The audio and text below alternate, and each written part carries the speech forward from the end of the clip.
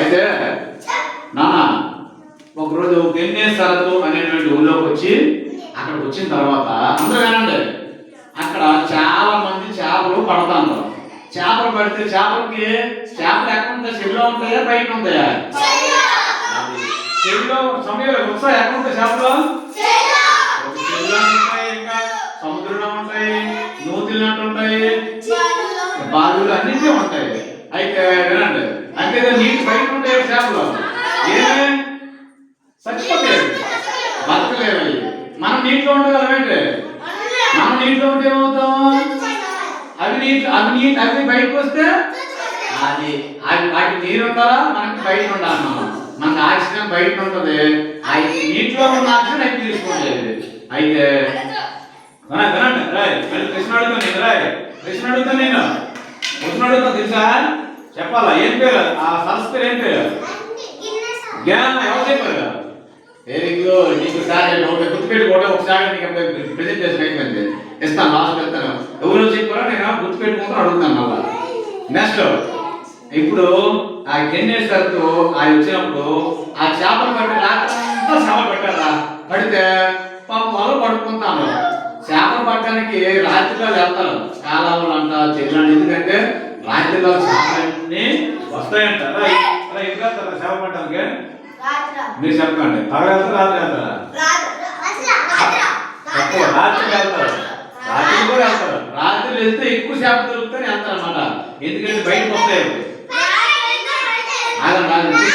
Last లో ప్రశ్నలు అడుగుతాను, అప్పుడు చెప్పండి. నేను అప్పుడప్పుడు వీటి కోసం అడుగుతాను ప్రశ్నలు, మీ గురించి కాదు, మీ అందరి గురించి హోల్సేల్ లాస్ట్ ప్రశ్నలు అడుగుతానమ్మా. ఈరోజు ఆలోచిద్దాం, నేను అడుగుతాను లేదా? అయితే ఇగో చేపలు పాత్ర రాత్రి అంతా చేపలు పెడితే ఒక్క చేప దొరకలేదు. నాకు దొరకడానికి యేసు ప్రభు వారు ఇగో ఆ దోణిలోనికి ఒక అప్పుడు ఏంటి అంటే పడవ ఉండి, పడవ మీద వెళ్ళి అనండి, పడవ మీద వెళ్ళి సిరిలోకి వెళ్ళాలా. సిరిలోకి పెట్టి చేపలు దొరకలేదు. అయితే ఆయన అన్నాడు, అయ్యా ఆ దోణి తీసుకుంటారా అన్నాడు ఒక అతన్ని. ఆ దోణికి ఆ దోణిలోనికి వెళ్ళి అక్కడ వాక్యం చెప్తాడు యేసు ప్రభు. వాక్యం చెప్తుంటే ఎక్కడి నుంచి వాక్యం చెప్పాడు? వాక్యం ఎక్కడి నుంచి చెప్పాడు యేసు ప్రభు? చెప్పాడు నువ్వు కాదు, నువ్వు చెప్పు. ఎక్కడి నుంచి చెప్పాడు? దోణిలో నిలబడి చెప్పాడు. అయ్యే వచ్చిన డబ్బులో డూప్లికేట్ అదే అంటారు. అమ్మ బాగా చేయండి, బాగా చేయండి. అయితే నాన్న వినండి, అందరూ వినండి. అప్పుడు ఏం జరిగిందట? ఎప్పుడైతే వాళ్ళకి రెడీ అయిపోయిందో, ఇక ఒక్క శాప దొరకలేదు. వాక్యం చెప్పేశాడు ప్రభు. వాక్యం చెప్తే ఏం చెప్పాడమ్మా?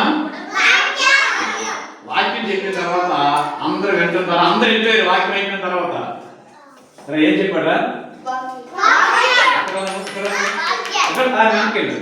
అది దేవుడి మాటలా చెప్పితే దీపు వినాలి, నాకు అందరూ కనబడుతున్నాను. ఇంతలోనికి ఏం జరిగిందంటే ఒక్క చేపలకు వచ్చేసరికి అన్నాడు, అరే బాబు మీరు దోళ్ళు మరి కొంచెం లోపలికి పంపించండి అన్నాడు. దోళ్ళు ఏం చేయాలి? దోళ్ళు పడవలు సరే లోపలికి పంపించండి, లోపలికి పంపించాడు. ఇప్పుడు వాళ్ళు వేయండి అన్నాడు యేసయ్య.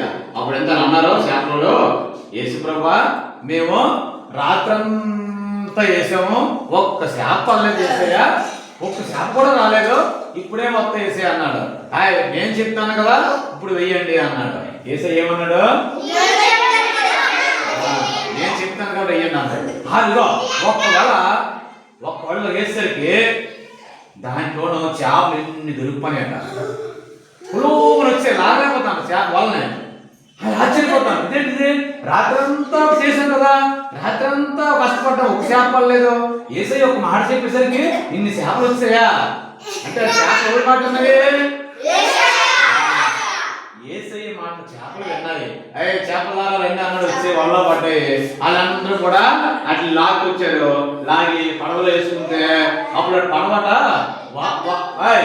వల పగిలిపోతుందట, వల ఏమో సిరిగిపోతుందట వల. అప్పుడు పక్క వాళ్ళందరినీ పిలిచి, అరే సీమోను, అంద్రియా రండి అని పిలిచి, అంజలి రాయమ్మ ఏదో సమయంలో వస్తావు రానన్నా అని పిలిచి అందరూ ఎత్తుకొని చేపలు అందరూ వేసుకొని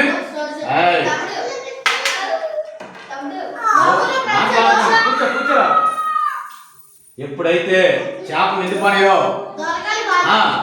చేపలు నిండిపోయాయట. నిండిపోయిన తర్వాత వాళ్ళందరూ భయపడిపోయారన్నమాట. అమ్మో, సీమోనుతో కూడా పాలువారైనటువంటి అందుకు యేసు ఇదిగో అందరూ అన్నారు, అయ్యా మేము పాపాత్ముడిని, మమ్మల్ని క్షమించి యేసయ్యా అని అన్నారు. ఏమన్నారు? ఎందుకంటే అలా దేవుడు యేసయ్య ఇక్కడ యేసయ్య పాపాలను క్షమించేవాడు. ఏం చేస్తారు యేసయ్య? అందుకే మనగా అబద్ధాలు ఆడకూడదు, వినండి, బూతు మాటలు ఆడకూడదు. ఎవరాడు? చాలా తప్పు. యేసయ్య పుట్టేస్తున్నానా, బూతు మాటలు ఆడకూడదు, దొంగతనం చేయకూడదు, ఇంకే చేయకూడదు, పెన్సిల్ దొంగతనం చేయకూడదు, పెన్నం దొంగతనం చేయకూడదు, ఇంకా ఎరైతులు దొంగతనం చేయకూడదు, చెప్పాలి, ఇంకా పెన్సిల్ దొంగతనం చేయకూడదు,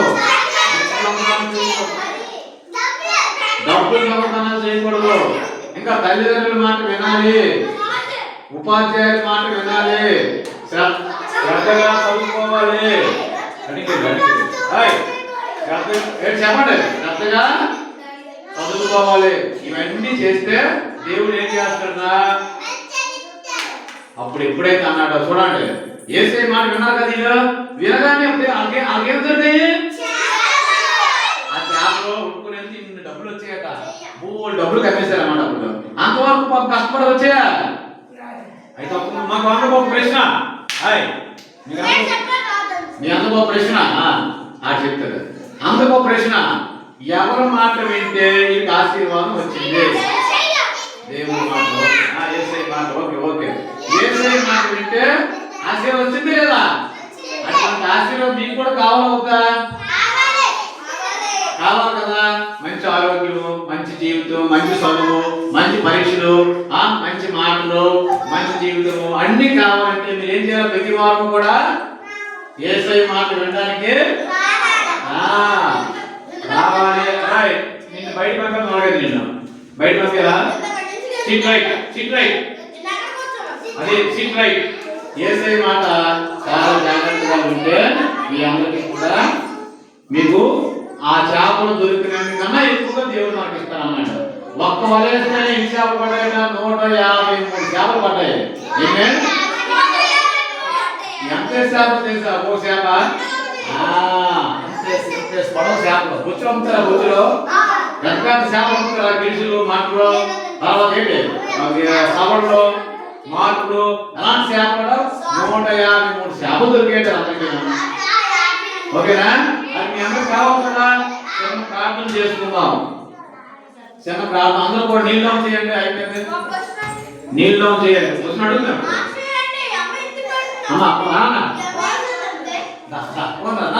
చిన్నపిల్లలు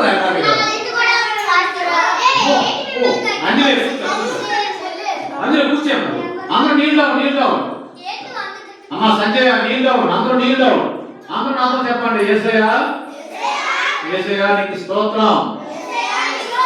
ఈ ఆదివారం పూట మమ్మల్ని తీసుకుని వచ్చావు, నీ మాటలు వినిపించావు, నీకు స్తోత్రం. మా పాపాలు క్షమించండి, మా తల్లిదండ్రుల పాపాలు క్షమించండి, మా పితరుల పాపాలు క్షమించండి, మా దోషములను క్షమించండి. మాకు మంచి జ్ఞానం ఇవ్వండి, మంచి చదువు ఇవ్వండి, మంచి బుద్ధి ఇవ్వండి, మంచి ఆరోగ్యాన్ని ఇవ్వండి, మంచి మార్పులు ఇవ్వండి. అందరూ కలుపులు చెప్పండి, మంచి మార్పులు ఇవ్వండి. స్కూల్లో ఫస్ట్ రావాలి, ఆటలో ఫస్ట్ రావాలి. మా సంఘాన్ని దీవించండి, సంఘ బిడ్డలను దీవించండి, సంఘ బిడ్డలందరూ ఆశీర్వదించండి. సండే స్కూల్ దీవించండి, సండే స్కూల్ ఆశీర్వదించండి. సండే స్కూల్ పిల్లలను తోడుకున్నారండి. ప్రతి వారం కూడా ఈ సండే స్కూల్కి టిఫిన్లు పెట్టిన అన్నయ్యను దీవించండి. వాళ్ళకి ఆరోగ్యాలు ఇవ్వండి, ఆయుష్ని ఇవ్వండి, జ్ఞానం ఇవ్వండి, సమస్తం అనుగ్రహించండి. బిడ్డలందరిని ఆశీర్వదించండి, మా దేశాన్ని రక్షించండి, మా ప్రాంతాలను రక్షించండి. జాన్ పాస్టర్ గారిని దీవించండి. జాన్ పాస్టర్ గారి కుటుంబాన్ని దీవించండి. ఈ స్పాన్సర్ చేసిన వారిని దీవించండి. ఈ షార్బెట్లు, గిఫ్ట్లు, భోజనాలు పెట్టిన స్పాన్సర్ చేసిన అన్నిలను దీవించండి. ఇచ్చిన వారిని దీవించండి. సంఘాన్ని దీవించండి. బిడ్డలందరూ ఆశీర్వదించండి. బలపరచండి. స్థిరపరచండి. ఇంకా సండే స్కూల్ సంఖ్యను పెంచండి. యేసయ్యా మోడీ తాతయ్యని దీవించండి. చంద్రబాబు నాయుడు తాతయ్యని దీవించండి. పవన్ కళ్యాణ్ గారిని దీవించండి.